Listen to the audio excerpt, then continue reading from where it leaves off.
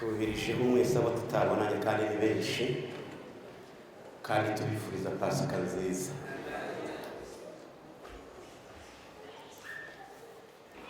Njya mbona bakoma amashyi rimwe na rimwe abantu barangije kubwiriza, yibaza bayakomye kubera ko bishimiye ijambo cyangwa hari byenda umubwiriza yari abarambiye no kugira ngo yice.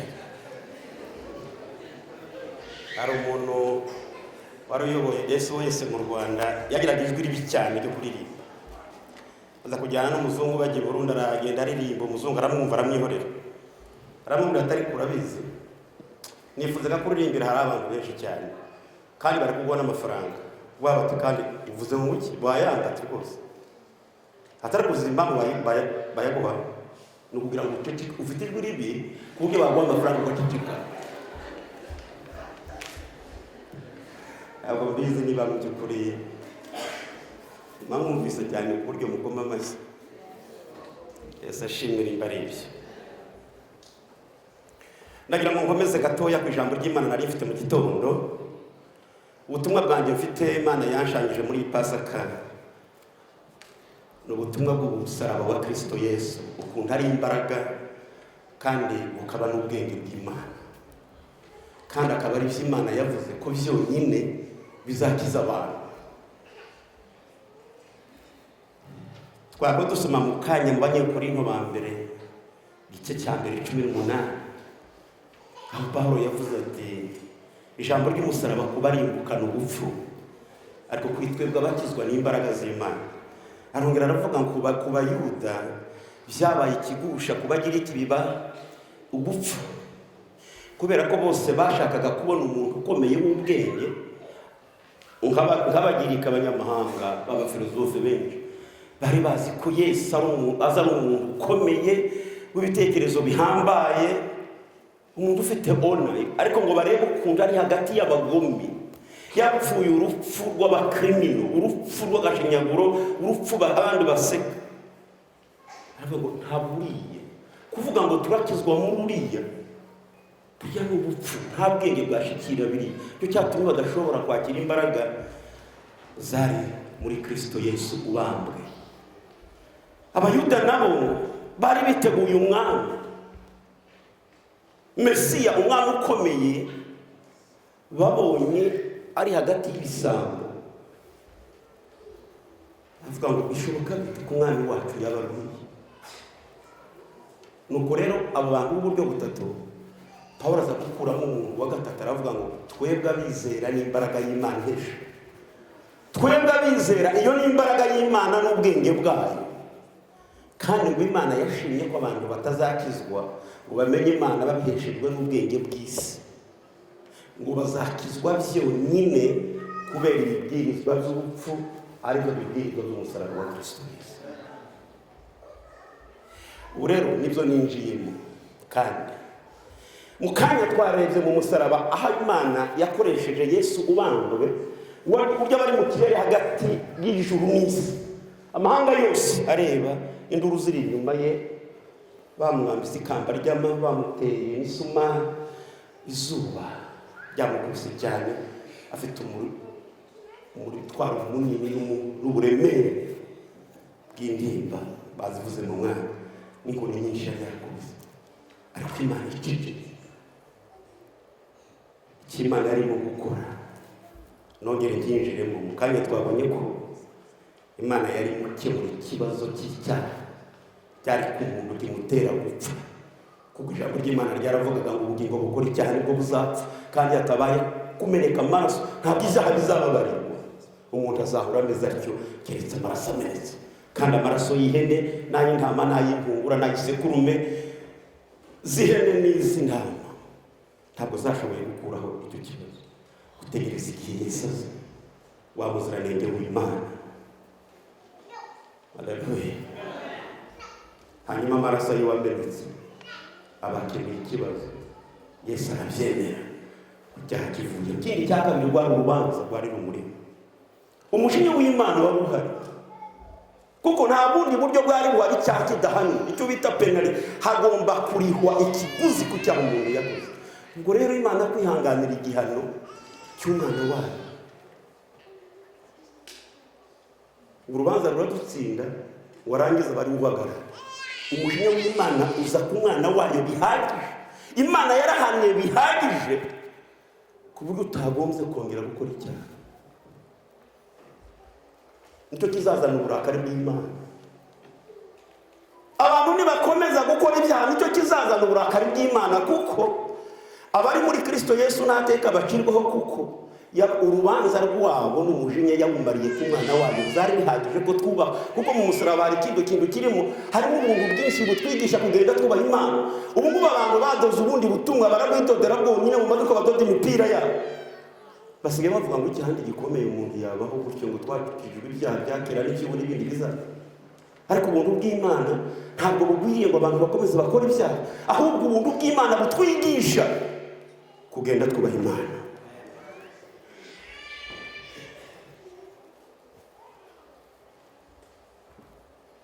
Umuntu wese wageze ku musaraba n'ubwo buzima bwo kubaha Imana, bwo gukunda Imana.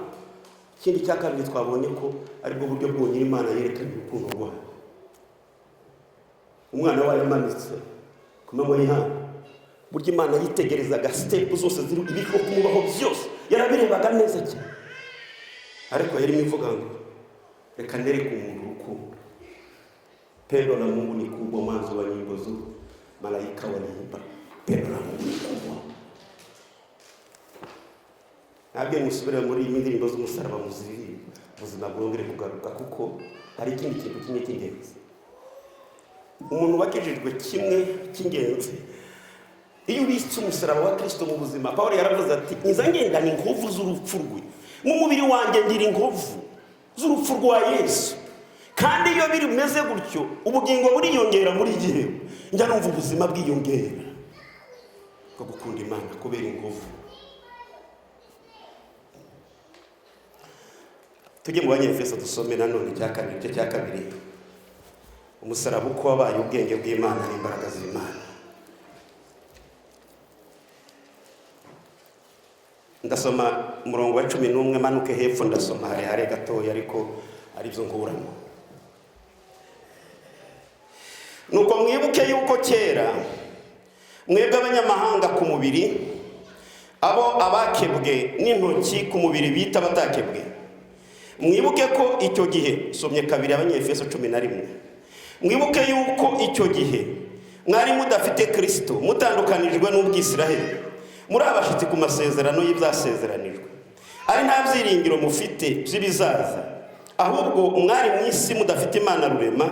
Ariko none kuko muri Kristo Yesu, mwebwe abari kure kera mwigijwe hafi n'amaraso ya Kristo, uwo niwe mahoro yacu, kuko yahinduye twebwe ababiri kuba umwe, akuyeho ubwanzi arwo rusika rwari hagati yacu rutugabanya, amaze gukuzaho amategeko y'iby'imihango umubiri we, kugira ngo ba babiri abarememo umuntu umwe mushya muri we, ngo azane amahoro atyo, kandi ngo bombi abagire umubiri umwe, abungishe n'Imana umusaraba awicishije bwa bwanzi.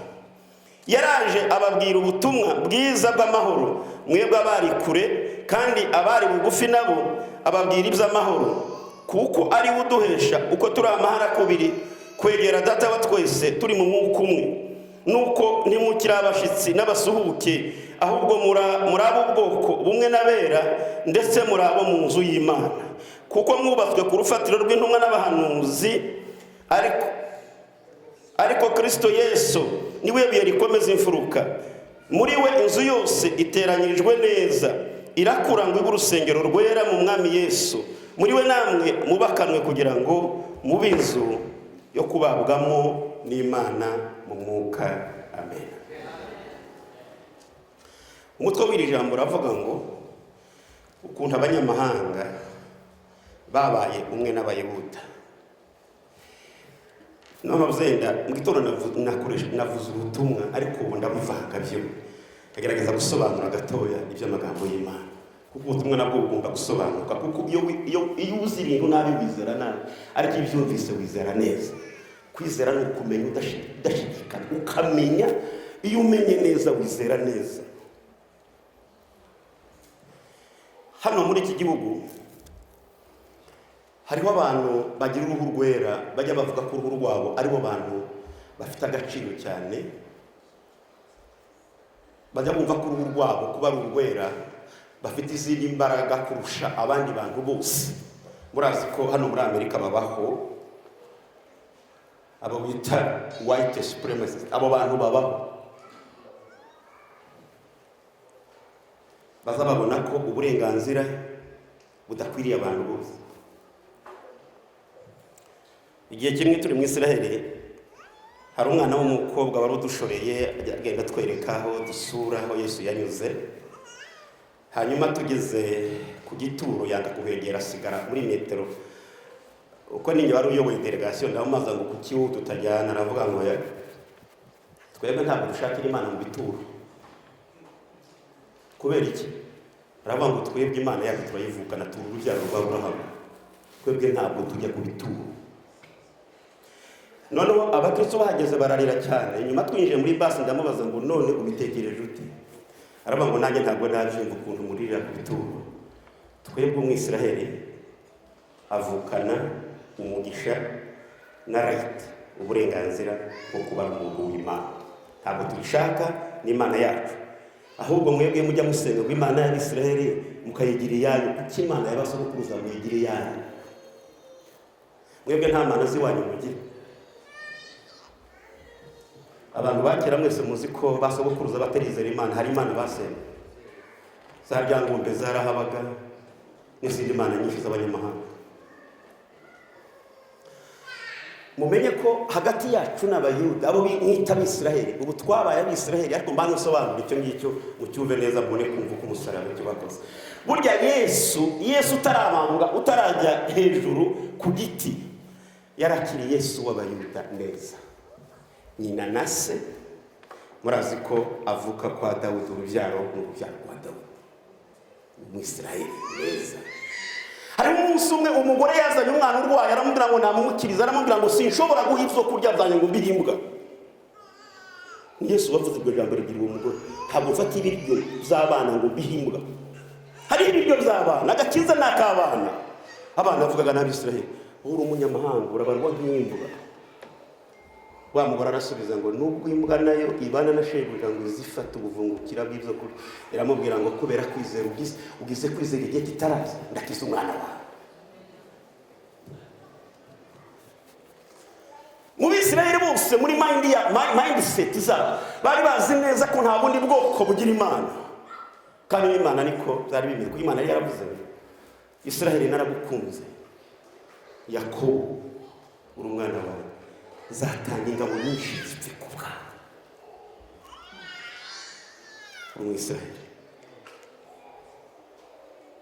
Pawulo yaravuze igihe kimwe, nusoma Abaroma uzasanga irindi banga hishuye. Yaravuze mu gihe kimwe Imana ntabwo yataye Abisirayeli zongera ibagarukiye, ngo yafunze paranteze gato ngo abanyamahanga binjire mu mugambi. Nibamara kwinjira Imana izagarukira Abisirayeli.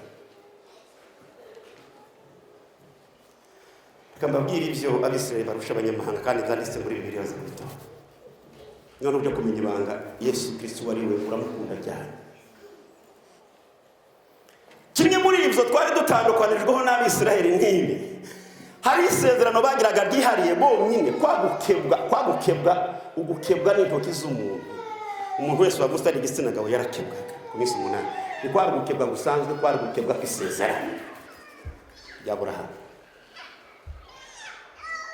Kuvukebwe umunsi Dawidi atera Goliyati, yaravuze ngo umuntu utakebwe bishoboka biti ko duhangana nawe. Ndi umwisiraheli ya none. Gukebwa kwari gutandukanije abantu bose basigaye ku isi mu buryo bw'isezerano n'Abisiraheli. Cyakabiri, amategeko yose Mose yahawe ku musozi yanditse ku bisate by'amabuye, ni amategeko agenga itegeko ry'Imana ryari ry'Abisiraheli. Na sisitemu yo gutamba ibitambo n'amaturo, abatambyi bose n'amaturo, ni sisitemu y'imisenere y'Abisiraheli, ni idini ry'Abayahudi. Nicyatumye Nikodemo atumva amagambo ya Yesu umunsi yigisha. Yaramubwiye ngo kuvuka ubwa kabiri, yari azi ko umuntu wakiriye idini y'Abayuda neza abavutse aba yinjiye mu idini yumva inyigisho za Yesu ziranyuranye nuko aramubwira ati numvishe ubundi bwigisha ntarimenyereye kumva, reka musange nijoro nubwo ndi umudogiteri nze kumva ukuntu avuze ngo utazabona umwuka n'ijambo ngo ntashobora kwinjira mu bwawe.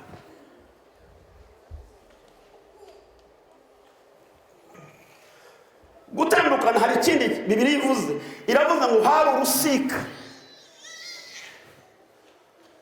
Wa mugore w'umusamariyakazi kimwe cyari kimubujije guhura na Yesu ngo akire n'icyo yari yazamuye icyo kibazo, aravuga ngo ariko ko nzi ko uri umuyuda nanjye nkaba ndi umusamariya kurasaba amazi ngo bigende ntitujya duhuza kandi turanengana. Yesu aramuganiriza, Yesu aramubwira muhishurira ukuri ku byari byanditse ngo Yesu namara kuzamuka hejuru ngo azirehereza benshi, hazahamagarwa benshi, hazaza benshi. Hari ibintu bitanu hano ngiye kuvuga rero tutari dufite uburenganzira na iyo atabambwa n'ubu ni kuba bikimeze, ariko kubambwa kwatimizo bintu tubigira mu rugo. Paul aravuga ngo murabizi neza namwe kera mwebwe babandi bakebwe bajya bita ngo muri abanyamahanga kubera ko mutakebwe. Mwebwe murabizi neza ko ibi bintu bitari ibyanyu. Icyambere twasomye ngo mwari mutandukanijwe na Kristo, nta Kristo mwari mufite. Kristo ni uw'abayuda, Kristo byari uwanyu. Ubundi uko Imana yari iteguye, iyo Abisirayeli bakiraga kiza ntibajugunye Yesu, bakakira ubutumwa bwe, iyo bamwakira cyagiye niba baba barabaye abamisiyoneri kuri twebwe, niko byari biteganiye ko Abisirayeli bazajyana ubutumwa mu banyamahanga ngo bigere igihe barabwaha ngo babwange Imana yahinduke. Umunsi Imana ibwira Paulo ngo noneho ubwo bene wanyu banze ubutumwa bujyane mu banyamahanga, yagiye yarira aravuga ngo mbabajwe nuko bene wacu banze impano nziza, kabanyige muri abanyamahanga bene wanyu banze, bene wanyu bagomeye Yesu jyana.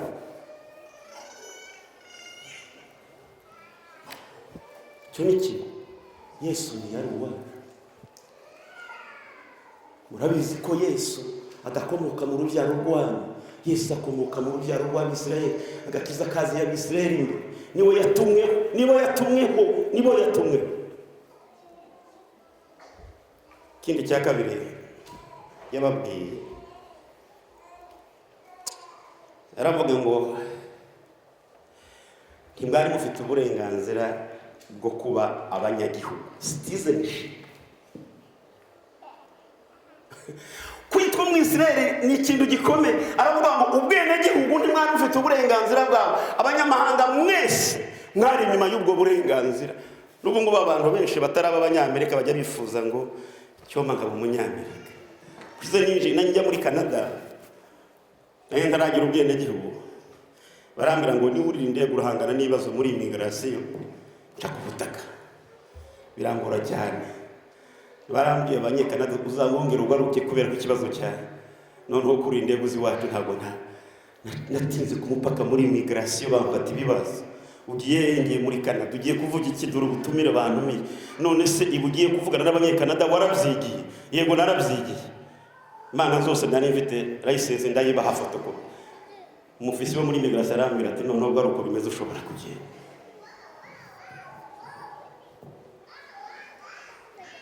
Abarakubwira ngo wowe gutaraba umwene gihugu nujya mu kindi gihugu amezi 6 ntuzongera kuza muri Amerika. Ariko umunyamerika afite uburenganzira, azagenda amara amezi, amare n'umwaka, amara 2 azongera agaruke. Hari uburenganzira umunyamerika afite impunzi idafite, hari uburenganzira umunyamerika afite umupermanent resident adafite, uzabugira uko wabaye umunyamerika. Pawulo aravuga ngo ibyo kwitwa umwene gihugu w'ijuru, umwene gihugu w'Isirayeli nawe namwe mubufite. Icya gatatu arababwira ngo isezerano ry'ibyasezerano, hari isezerano hakaba n'ibyasezerano. Ryasezerano rihatse amasezerano, ryasezerano rihatse ibindi ntimurifite. Isezerano Imana yarikoranye n'urubyaro rwa Aburahamu. Ni Aburahamu Imana yahaye ayo masezerano ngo yageze ku mwana wiwe Isaka, irayakomeza ngo igere kuri Yakobo, iyagira amategeko. Ayo masezerano nayo muri inyuma yayo. None ngo agere ku kindi cya kane, aravuga ngo ibyiringiro by'ejo hazaza nabyo ntabyo mufite. Ibyiringiro by'ejo nabyo ni zero. Iwanyu nta byiringiro by'ejo, mugarukira ntabyo mufite. Icya gatanu aravuga ngo mwari mu isi mudafite Imana rurema. Imana zacu zazinyuga z'ibiti basogokuru bakubitaga imbere. Abantu basengaga Imana imwe rukumbi, Imana y'Abisirayeli. N'ubu mujya musengaga mugavuga ngo Mana yacu, Mana y'Abisirayeli, Mana ya Yakobo, Mana ya Isaka. Nuko tuba dusenga. Ubwo ni uburenganzira abanyamahanga bose. Apana umuntu utitwa Umwisirayeli, yaba umugiriki, yaba umunyamerika, yaba umunyaburayi, wese twari mu gatebo kamwe. Hari umudamu wohera indirimbo ku mbuga z'itorero ryacu kubera ko nari muri ibi bya Pasaka. Iyo ndirimbo yakaririmbo umuswahili yavuga ngo alinitoa mbali, huyo Yesu alinitoa mbali. Iyo ndirimbo yamfashije mu mutima wanjye, huyo Yesu alinitoa mbali. Rero igihe kiragera nicyo kanihuta, umusaraba washubije ibyo bintu ko ari bitanu. Uvuga ko ari bitanu tubirimo, imukomere Yesu amose. Ibyo bintu ko ari bitanu, noneho Yesu ntakiri uw'Abisirayeli, Yesu ni uwanjye, Yesu ni uwanjye. Abizeye bose uwo mwana w'Imana yabahaye ubushobozi bwo kwitwa abizeye. Abumvise ubutumwa bakizeye, yabahaye ubushobozi bwo kwitwa abana bayo. Nta kindi gakiza kisha umunyamahanga kuba umwana uretse kwizera.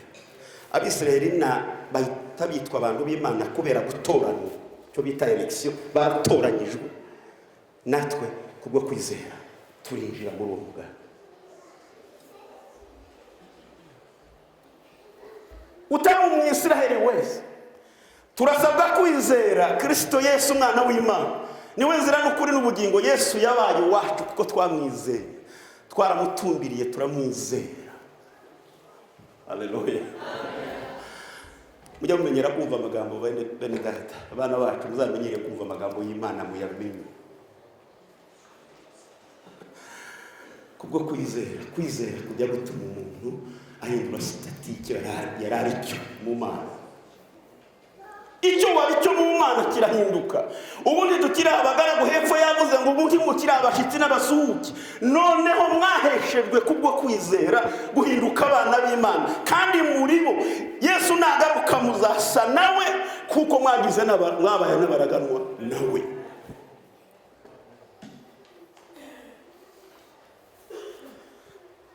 Kandi kuba turi abana dufite na access kuri data immediate. Ubwo nyine Imana data, Imana y'Abisirayeli yabaye n'Imana data batwese. Haleluya.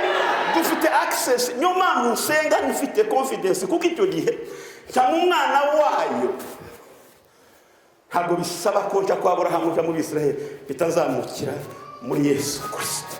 Amasengesho yose n'indirimbo zose no kwizera kose iyo bizamukiye muri Yesu, uhita winjira ku Mana n'ahandi unyuze.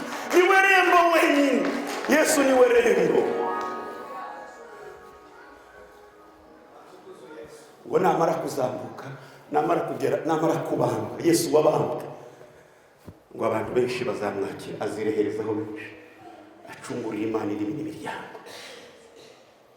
Kwizera mujye mu gutindaho, muvuga ubutumwa kandi abantu bizere neza. Ubutumwa bwa Kristo Yesu, bagupresente Yesu mwizere, bakubwire Yesu mwemere, mwakire mu mutima, abo mwami n'umukiza wawe, ayobora ubuzima buri munsi, aganze muri bo. Nicyo gihe umwana w'Imana. Ntabwo ari umubatizo w'amazi, ntabwo ari kwitwa Joseph, ntabwo ari kwitwa Rosa, ntabwo ari kwitwa oya, kwizera. kwizera kwatumye mbundi tawankura kuri data, kuko kwizera kwampuje. Harya abamama iyo babyaye hari ikintu kimwe kijya gihuza umwana iyo batarashishira umukondo, igihuya n'inda ya nyina. Hari ukuntu Imana kwizera gutuma kudukonekita neza n'Imana da, kandi Imana ikemera ko turi abana bayo. Uruhu rwirabura n'uruhu rwera si ikibazo ku Mana. Kwizera guhindura sitati yawe mu Mana.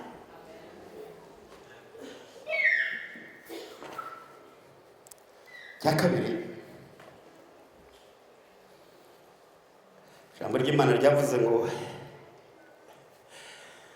ku by'amasezerano y'Imana, amasezerano yose kamwe ngo banyura muri make y'ibintu bimwe byari bigoranye. Abantu bajya basoma Bibiliya, mujya musoma inama yabaye mu byakozwe n'intumwa 15. Inama yatumye ya nama yanditswe yari